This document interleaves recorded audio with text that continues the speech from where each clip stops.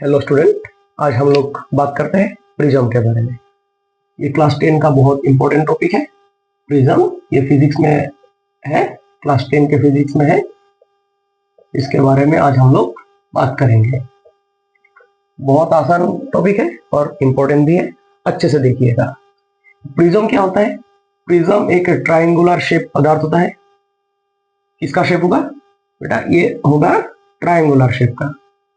एक triangular shape होता है, ये 3D स्ट्रक्चर होता है, जिसके बारे में सिर्फ ये जो ट्राइंगल है ना, बाहर का जो एक साइड का ट्राइंगल है, वो ट्राइंगल को ही मैंने ड्रॉ किया आपको समझाने के लिए। एक्चुअली होता है वो 3D, जिसके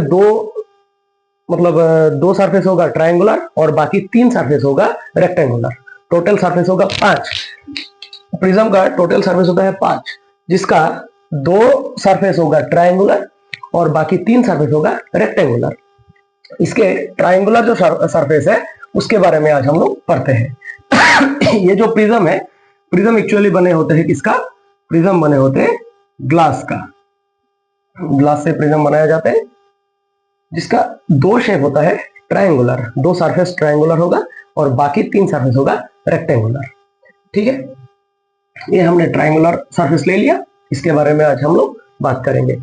यहाँ पे लाइट का कैसा कुछ होगा, यहाँ पे लाइट कैसे घुसेगा, कैसे बाहर आएगा, एंगल ऑफ डेविएशन क्या होगा, एंगल ऑफ इमर्जेंट क्या होगा, इंसिडेंट रे क्या होगा, रिफ्लेक्टेड रे क्या होगा, वो सब आज हम लोग धीरे धीरे बात करते हैं। देखिएगा, ये हमने ले लिया क्या? एक प्रिज्म ले लिया, ठीक है, जिसका 3 पॉइंट है। ये पहला पॉइंट, ये दूसरा पॉइंट और ये हमारा तीसरा पॉइंट। ठीक है, ये प्रिज्म क्या है? प्रिज्म एक ट्राइंगुलर शेप पदार्थ है जो बने किससे होते हैं? बने होते हैं ग्लास से। ठीक है, ये हमारा प्रिज्म है जिसका 3 पॉइंट है। एक पहला पॉइंट, ये दूसरा पॉइंट, ये तीसरा पॉइंट। पहले पॉइंट को हमने ले लिया ए, दूसरा पॉइंट को ले लिया हमने बी और तीसरा पॉइंट को ले लिया हमने सी। अभी देखिएगा, ये प्रिज्म जो आपको दिखाई दे रहा है ना, यहाँ पे 3 साइड होता है। एक ए बी साइड है, ये दूसरा बी सी साइड है और तीसरा ए सी साइड है। यहाँ पे ए बी साइड जो होता है, A B side, B C side और ए सी साइड, तीनों साइड क्या होगा? इक्वल होगा। क्या होगा? A B equal to B C equal to A C. ठीक है, और यहाँ पे 3 एंगल भी आप लोगों को दिखाई दे रहा है। ये पहला एंगल, ये दूसरा एंगल और ये तीसरा एंगल। ये तीनों angle, angle A, angle B और एंगल सी, ये तीनों एंगल को हम लोग बोलेंगे एंगल ऑफ प्रिज्म। क्या बोलेंगे? एंगल ऑफ प्रिज्म, यानी कि प्रिज्म का एंगल। ये प्रिज्म होता है ना, ये प्रिज्म के एंगल भी होता है 3। ये तीनों एंगल को हम बोलेंगे एंगल ऑफ प्रिज्म। और तीनों एंगल का वैल्यू होगा, तीनों एंगल का वैल्यू होगा 60 डिग्री। कितना होगा? 60 डिग्री। यानी कि एंगल ए भी 60 होगा, एंगल बी भी 60 डिग्री होगा और एंगल सी भी 60 डिग्री होगा। क्योंकि मैथमेटिक्स में मिलते हैं जो इक्विलैटरल ट्रायंगल होता है, यानी कि ऐसा ट्रायंगल जिसका तीनों साइड इक्वल है, उसके तीनों एंगल भी इक्वल होगा। समझ में आया? इक्विलैटरल ट्रायंगल का तीनों एंगल भी इक्वल होते हैं। और ये जो प्रिज्म है, प्रिज्म का ये जो ट्रायंगुलर सरफेस होता है, ये ट्रायंगुलर सरफेस का तीनों साइड इक्वल होता है, यानी कि बराबर होता है। और तीनों साइड इक्वल होने की वजह से तीनों एंगल भी इक्वल होगा और हर एक एंगल का वैल्यू होगा 60 डिग्री। समझ में आया? यानी कि एंगल ऑफ प्रिज्म का वैल्यू कितना होता है? एंगल ऑफ प्रिज्म का वैल्यू होता है 60 डिग्री। यहां तक समझ में आया? ठीक है, तो बाकी धीरे धीरे हम लोग समझते हैं कि प्रिज्म में लाइट का कैसा होता है, या फिर लाइट गिरने से लाइट का क्या हरकत होगा। समझ आया? अभी देखिए अच्छे से, ये प्रिज्म का पहला साइड हमने ड्रॉ किया, ये दूसरा साइड ड्रॉ किया और ये हमने इसका तीसरा साइड भी ड्रॉ कर दिया। ये मान लेते हैं पहला पॉइंट ए, ये दूसरा पॉइंट बी और ये तीसरा पॉइंट सी। यहां तक तो समझ में आ गया कि प्रिज्म का 3 एंगल होता है। इसका प्रिज्म का टोटल सरफेस होता है 5। इनमें से 2 सरफेस होगा ट्रायंगुलर और 3 सरफेस होगा रेक्टेंगुलर। और पहला जो हमने ट्रायंगुलर सरफेस ले लिया, इसका तीनों साइड का मतलब तीनों साइड बराबर होगा। ये जितना, ये भी उतना, ये भी साइड उतना ही होगा। और तीनों एंगल को हम लोग बोलेंगे एंगल ऑफ प्रिज्म। और हर एक एंगल का वैल्यू होगा 60 डिग्री। समझ आया यहां तक? अभी देखिए, ये प्रिज्म है, प्रिज्म के अंदर ये अंदर वाला सरफेस होगा, अंदर वाला पदार्थ बना होगा ग्लास से, देखिएगा, और इसके इधर बाहर और इधर दोनों में क्या होगा, मान लेते हैं ये दोनों में क्या है, एयर है, इधर भी एयर है, यानी कि ये पहला मीडियम जिसमें एयर है, ये दूसरा मीडियम जिसमें क्या है, ग्लास है, और ये तीसरा मीडियम जिसमें क्या है, वापस एयर है। ठीक है, अच्छा, हम लोग प्रिज्म से पहले पढ़े आ चुके हैं रिफ्रैक्शन के बारे में, रिफ्रैक्शन के बारे में, ठीक है ना। रिफ्रैक्शन क्या कहते हैं? रिफ्रैक्शन कहते हैं अगर कोई भी लाइट रियरर मीडियम से डेंसर मीडियम में घुसते हैं और इसका उल्टा डेंसर से रियरर में आते हैं। समझ आ रहा है बात? रिफ्रैक्शन ये बोलते हैं कि कोई भी लाइट अगर रियरर में से डेंसर में जाते हैं और इसका उल्टा भी अगर होए कि डेंसर से रियरर में आए तो लाइट क्या होगा, बेंड होगा। सिंपल सी बात है, रियरर से डेंसर में जाएगा, इसका उल्टा डेंसर से रियरर में आएगा, तो दोनों केस में लाइट क्या होगा, लाइट सीधा सीधी ना जाते हुए लाइट क्या होगा, थोड़ा बेंड होगा। समझ आया बात? तो यही कंडीशन यहाँ पे फॉलो होगा। देखिएगा कैसे, अच्छे से देखिएगा। प्रिज्म के बाहर दोनों तरफ क्या है, एयर है, अंदर ग्लास है, यानी कि मीडियम चेंज हो रहा है। यहाँ पे एयर है, एयर होता है रियरर मीडियम, और यहाँ पे ग्लास है, ग्लास होता है डेंसर मीडियम। अच्छे से देखना। और वापस यहाँ पे एयर है, ये भी क्या है, ग्लास से रियरर होता है, यानी कि ग्लास थोड़ा डेंसर होगा, यहाँ पे एयर भी रियरर होगा। अभी देखना क्या होगा। पहले मान लेते हैं कि एक लाइट ये एयर से प्रिज्म में घुसा, यानी कि रियरर मीडियम से डेंसर मीडियम तक गया। देखिए ये रियरर मीडियम है, थोड़ा नीचे ड्रॉ करते हैं, अच्छे से समझ में आएगा। देखना, ये हमारा एयर से एक लाइट गया प्रिज्म में, यानी कि रियरर में से डेंसर में एक लाइट गया। ठीक है, ये जो लाइट जा रहा है ना, ये पहला लाइट, मान लेते हैं कि इसका नाम होता है हमारा एम एन। ये लाइट का नाम हमने क्या दे दिया, ये रे का नाम दे दिया एम एन, यानी कि एम एन नाम का एक रे प्रिज्म में, एयर में से प्रिज्म में जाने की कोशिश कर रहा है। ठीक है, अच्छा, तो लाइट तो जाना चाहिए था इधर, लाइट को जाना चाहिए था इधर, है ना, सीधा सीधे जाना चाहिए था। लेकिन रिफ्लेक्शन में हमें अभी अभी बताया मैंने, क्या अगर रियरर मीडियम से डेंसर मीडियम में कुछ भी लाइट जाते हैं, कुछ भी लाइट अगर रियरर में से डेंसर में गया तो क्या होगा, लाइट सीधा नहीं जाएगा, लाइट क्या होगा, थोड़ा बेंड होगा। देखना कैसे होगा, कैसे होता है, देख लो। ये एक सरफेस है, मान लेते हैं ऊपर क्या है, एयर है, और नीचे क्या है, वाटर है। ठीक है, रिफ्रैक्शन का कॉन्सेप्ट है ये, अच्छे से समझो। तो अगर लाइट रियरर में से, एयर क्या होगा, रियरर होगा, और वाटर क्या होगा, डेंसर होगा। रियरर में से डेंसर में जब लाइट आते हैं ना, तो यहाँ पे एक, जिस पॉइंट पे वो इंटरसेक्ट करेगा, इस पॉइंट पे एक नॉर्मल ड्रॉ करके लाइट को जाना चाहिए था इधर, लेकिन वो इधर ना जाते हुए ये जो नॉर्मल है, नॉर्मल के पास से गुजरेगा। ये होता है रिफ्लेक्शन का कॉन्सेप्ट। सेम कॉन्सेप्ट यहाँ पे लागू होगा। देखिएगा, ये इंसिडेंट रे, यानी कि जो रे आया उसको हम क्या बोलते हैं, इंसिडेंट रे। ठीक है, ये इंसिडेंट रे आया, अच्छी बात है। तो इंसिडेंट रे आके जिस पॉइंट पे वो इंटरसेक्ट किया, यहाँ पे एक हम क्या करेंगे, ये जो सरफेस है ए बी सरफेस के परपेंडिकुलर हम एक नॉर्मल ड्रॉ करेंगे।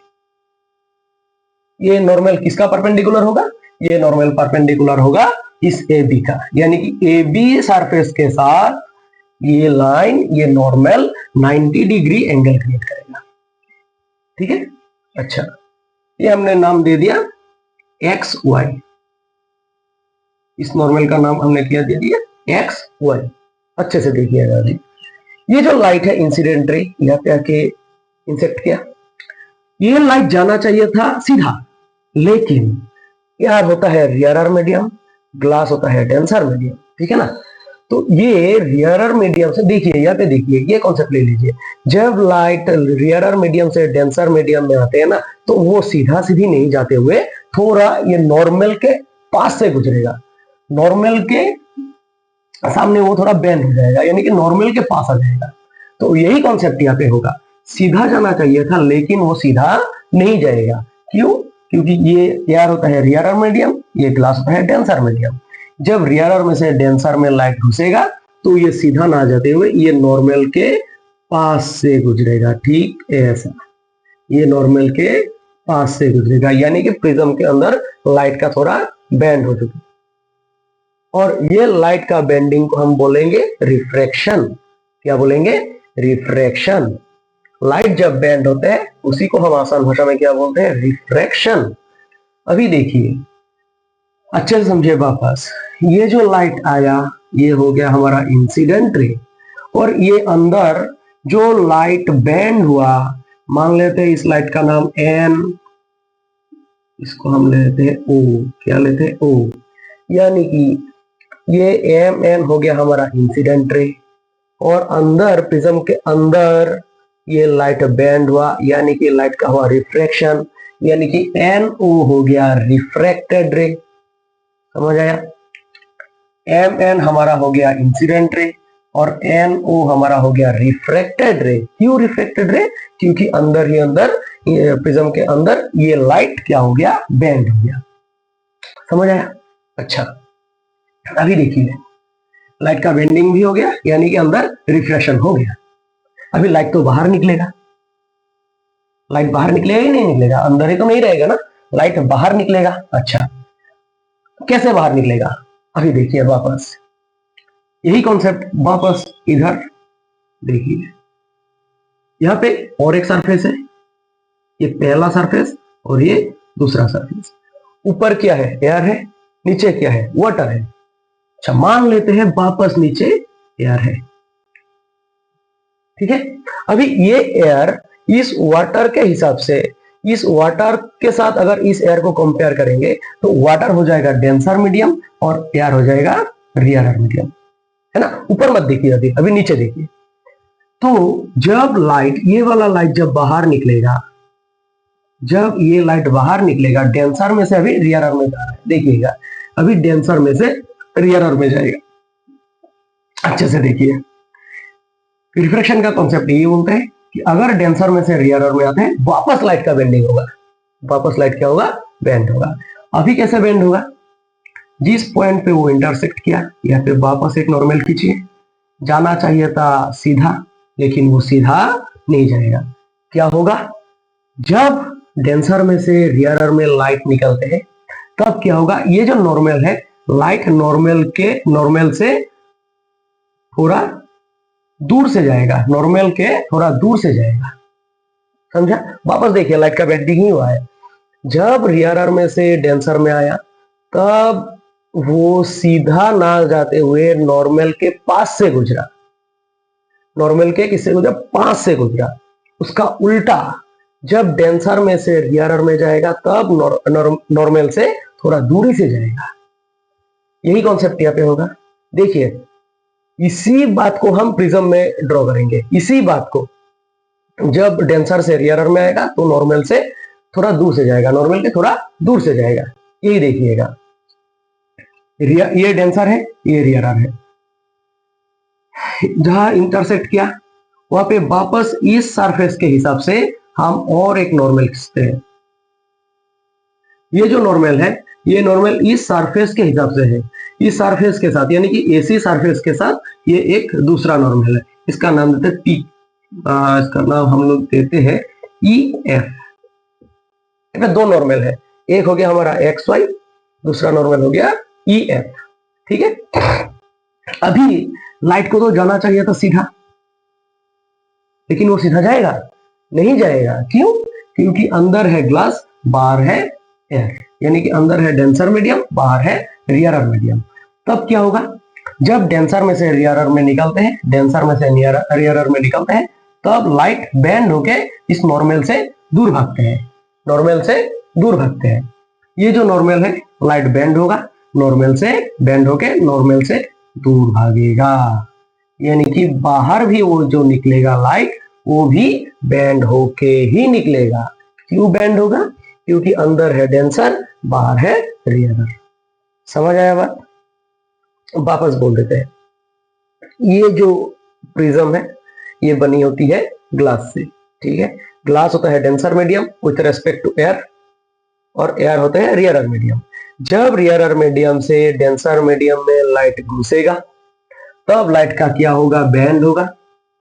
रियरर में से डेंसर में जब घुसते हैं तब लाइट बैंड होते हैं। तो होते हैं कैसे होते हैं, ये जो जिस पॉइंट में वो इंटरसेक्ट किया, उस पॉइंट में ड्रॉ किया हुआ नॉर्मल के पास से गुजरेगा। रियरर में से डेंसर में जब जाएगा तब वो नॉर्मल के पास से गुजरेगा, ठीक है।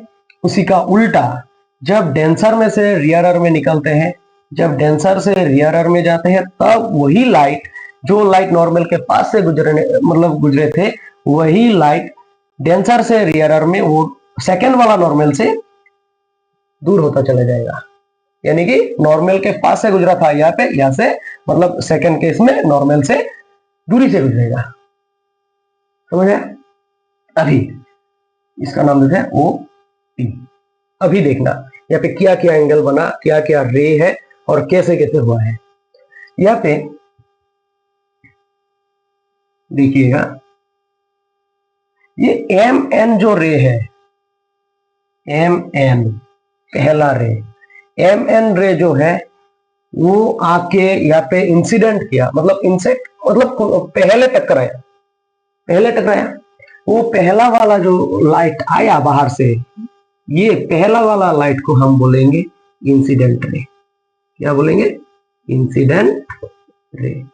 यानी कि पहला लाइट जो लाइट आया एम एन, उसको हम बोलेंगे इंसिडेंट रे, ठीक है।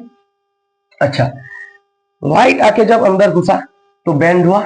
बैंड होने को हमको, जो बैंड होने का प्रोसेस है उसको हम बोलते हैं रिफ्रैक्शन। यानी कि बैंड होने के बाद दूसरा और एक रे है, यही एम एन रे ही बैंड होके क्या बना, एन ओ बना, एन ओ। और यही एन ओ रे को बोलेंगे रिफ्रैक्टेड रे। क्या रे? रिफ्रैक्टेड रे, रिफ्रैक्टेड रे। क्यों रिफ्रैक्टेड रे? क्योंकि इसका रिफ्लेक्शन हुआ, यानी कि अंदर वो बैंड हो गया। और बैंड होने को भी हम क्या बोलते हैं? रिफ्रैक्शन। यानी कि एन ओ हो गया हमारा रिफ्रैक्टेड रे। अच्छा, वो रिफ्रैक्शन होने के बाद ये ओपी रे बाहर निकल के आया कि नहीं आया? ओपी रे तो अंदर ही नहीं है, वो बाहर निकल के आ गया। और यही ओपी रे को बोलेंगे हम इमर्जेंट रे। क्या बोलेंगे? इमर्जेंट रे, इमर्जेंट रे। ये ओपी हो जाएगा हमारा इमर्जेंट रे, यानी कि वो बाहर निकल के आया। अभी देखिए, अभी देखिए, ये पहला वाला इंसिडेंट रे, अगर वो सीधा सीधी चले जाते तो इस तरह से जाते इधर, और ये पहला इंसिडेंट रे बाहर निकल के आया, यानी कि यही वाला रे ये है, क्योंकि यही देखिए, ये इधर गया वापस यही निकला। ये एम एन रे ही ओपी के हिसाब से निकला है ना, यानी कि थोड़ा बैंड हो गया। बाहर निकलते निकलते वो जाना चाहिए था सीधा, लेकिन देखिए निकलते निकलते वो अलग ही डायरेक्शन में जा रहा है, यानी कि थोड़ा बैंड हो गया, यानी कि थोड़ा डेविएशन हो गया। समझा? और यही अगर रे को हम यहाँ पे सीधा सीधी मतलब पीछे खींचेंगे तो देखिएगा, पीछे अगर हम खींचेंगे तो ये ही जो इमर्जेंट रे, वही रे जाके ये इंसिडेंट रे के साथ यहाँ पे टकराया, यानी कि यहाँ पे वापस और एक एंगल क्रिएट हो रहा है, ये इंसिडेंट रे और ये इमर्जेंट रे के बीच में, है ना। अभी एंगल का नाम सुनिएगा, पूरा का पूरा कॉन्सेप्ट यहाँ पे है। ये जो इंसिडेंट रे है, इंसिडेंट, अच्छा अच्छा, और एक चीज देखिए, ये एक्स वाई और ये ई एफ और ये ई एफ दोनों का दोनों क्या है, ये दोनों का दोनों क्या है, ये दोनों के दोनों नॉर्मल है। क्या है? नॉर्मल। नॉर्मल को क्यों ड्रॉ किया था? क्योंकि लाइट का बेंडिंग हो रहा था, और लाइट हमेशा नॉर्मल के अगर मतलब क्या होता है, लाइट नॉर्मल के पास आता है या तो नॉर्मल से दूरी में भागते हैं, है ना। इसीलिए एक्स वाई और ये हमने दो नॉर्मल ड्रॉ किए थे। अच्छा, अभी देखिए ये एम एन रे, ये एक्स वाई नॉर्मल के साथ एम एन रे एक्स वाई नॉर्मल के साथ यहाँ पे एक एंगल क्रिएट कर रहा है ना। एम एन रे हमारा था इंसिडेंट रे और एक्स वाई था हमारा नॉर्मल। इंसिडेंट रे और नॉर्मल के बीच में जो एंगल क्रिएट होता है उसको हम बोलते हैं इंसिडेंट एंगल, और डिनोट करते हैं एंगल आई से। यानी कि यहाँ पे जो एंगल आई क्रिएट हो रहा है ये हमारा हो जाएगा इंसिडेंट एंगल। इंसिडेंट एंगल, ठीक है। वापस देखिएगा, थोड़ा इधर लिखते हैं। अच्छा, ये हमारा क्या था? Reflected ray, NO. एनओ हमारा था रिफ्लेक्टेड रे। ये एनओ जो रिफ्लेक्टेड रे है, ये रिफ्लेक्टेड रे भी पहले वाले इस नॉर्मल के साथ और एक एंगल क्रिएट कर रहा है ना। और रिफ्लेक्टेड रे जो एंगल क्रिएट करेगा, एनओ हमारा था रिफ्लेक्टेड रे और एक्स वाई था नॉर्मल। ये रिफ्लेक्टेड रे इस नॉर्मल के साथ जो एंगल क्रिएट करेगा उसको हम बोलेंगे एंगल ऑफ रिफ्रैक्शन। क्या बोलेंगे? रिफ्रैक्टेड एंगल या तो angle of refraction. Incident ray normal के साथ जो एंगल बनाएगा उसको बोलेंगे इंसिडेंट एंगल, और रिफ्रैक्टेड रे जो नॉर्मल के साथ एंगल बनाएगा उसको हम बोलेंगे रिफ्रैक्टेड एंगल, और डिनोट करेंगे एंगल आर से। किससे? एंगल आर से। यानी कि एंगल आर हो जाएगा रिफ्रैक्टेड एंगल। क्या हो जाएगा हमारा? Refracted angle. समझ आया? और आगे बढ़िए, और आगे अगर हम जाएंगे तो देखिए, इसको हम मिटा देते हैं। ये हमारा ईएफ क्या था? दूसरा नॉर्मल था। ओपी हमारा क्या था? इमर्जेंट रे था।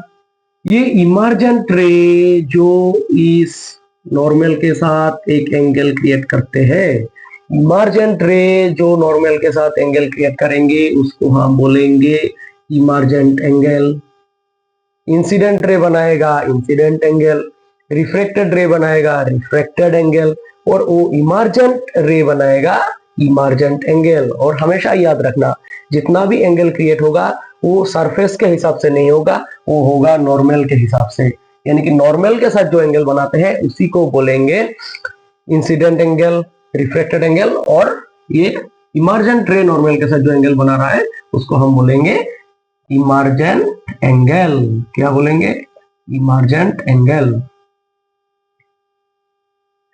Emergent angle. समझ आया? और लास्ट एक चीज है छोटा, ये इमर्जेंट रे, ये इंसिडेंट रे, अगर दोनों को हम आगे बढ़ा देते हैं तो इंसिडेंट रे और इमर्जेंट रे एक पॉइंट में टकराते हैं। इस पॉइंट में इंसिडेंट रे और इमर्जेंट रे के बीच में और एक एंगल क्रिएट होगा, इसका नाम होगा एंगल डी। इसका नाम होगा एंगल डी, यानी कि एंगल ऑफ डेविएशन। क्या होगा? Angle of deviation. यानी कि इंसिडेंट रे और इमर्जेंट रे को अगर हम आगे बढ़ाएंगे तो इंसिडेंट रे और इमर्जेंट रे दोनों एक पॉइंट में टकराएगा। उस पॉइंट में इंसिडेंट और इमर्जेंट दोनों रे मिलके एक एंगल बनाएगा, इसको हम बोलेंगे एंगल डी, यानी कि angle of deviation. Angle of deviation. समझ आया? वापस बोलते हैं, एम एन रे आया था उसको इंसिडेंट रे, अंदर ही अंदर रियरर मीडियम से डेंसर मीडियम जब घुसा तो वो सीधा जाने की वजह से थोड़ा बैंड हुआ, इसके हिसाब से बैंड हुआ। ये जो एक्स वाई नॉर्मल है, एक्स वाई नॉर्मल के पास से एनओ रे बैंड हो गया, इसको हम बोलेंगे रिफ्लेक्टेड रे। अच्छी बात है। रिफ्लेक्टेड रे जब बाहर निकला तो वापस बैंड हुआ, डेंसर से जब रियरर में आया तो इस नॉर्मल के दूरी से गुजरा, इसको हम बोलेंगे ओपी, नाम होगा इमर्जेंट रे यानी कि बाहर निकलने वाला रे। अच्छा, यहाँ पे एक्स वाई और ई एफ हमने दोनों नॉर्मल खींचा था। इस नॉर्मल के हिसाब से incident ray x Y normal के साथ जो एंगल बनाया उसको बोलेंगे इंसिडेंट एंगल। ये रिफ्लेक्टेड रे एक्स वाई के साथ जो एंगल क्रिएट किया उसको हम बोलेंगे रिफ्लेक्टेड एंगल। और ये इमर्जेंट रे यानी कि ओपी जो इमर्जेंट रे है, वो इमर्जेंट रे इस ई एफ नॉर्मल के साथ जो एंगल क्रिएट किया उसको हम बोलेंगे इमर्जेंट एंगल। ठीक है, और लास्ट में क्या, ये इंसिडेंट रे को और हम आगे बढ़ाए और इस इमर्जेंट रे को हम पीछे खींचे तो क्या होगा, इंसिडेंट रे और इमर्जेंट रे दोनों आके एक पॉइंट में टकराएगा। उस पॉइंट पे इंसिडेंट और इमर्जेंट रे मिलके एक एंगल क्रिएट करेगा, उसको हम बोलेंगे एंगल ऑफ डेविएशन। यही होता है प्रिज्म में जब लाइट गिरते हैं, और लाइट को बाहर निकलने में अंदर ही अंदर इतना ही प्रोसेस होते हैं। Thank you.